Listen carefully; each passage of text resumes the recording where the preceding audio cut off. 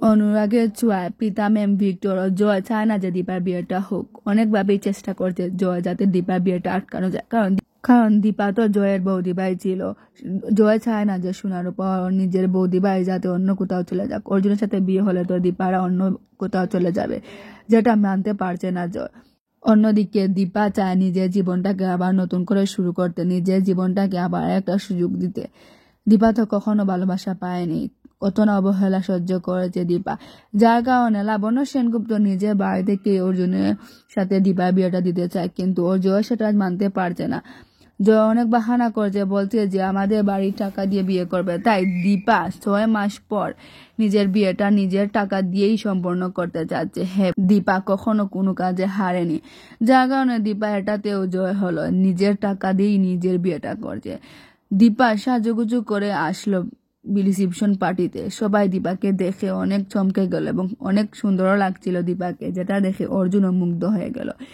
লাবণ্য সেনগুপ্ত সেখানে উপস্থিত ছিল আর বলল যে আমি আমার মেয়েকে আমার নিজের বাড়ি থেকেই বিয়ে দিব, কিন্তু জয় অনেক ঝামেলা করছিল, যেটা দেখে লাবণ্য সেনগুপ্ত বলল তুমি যদি চাও সেখান থেকে চলে যেতে পারো, আমার কোনো আপত্তি নেই, কিন্তু দীপার বিয়ে এখান থেকেই হবে।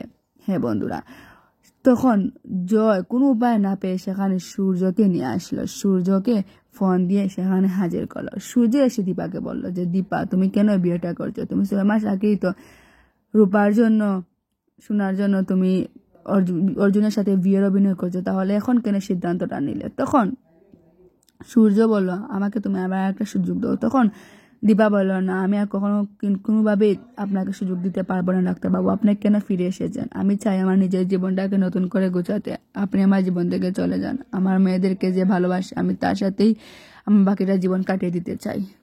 তখন বারবার সূর্য বলছিল আমাকে একটা সুযোগ দাও দীপা। তখন অর্জুন বলে দীপা তুই ভেবে দেখ, তুই যদি চাস যে ডাক্তারবাবুর সাথে তোর সবটা ঠিক করে নিতে তাহলে ঠিক করে নিতে পারিস, তাতে আমার কোনো আপত্তি নেই।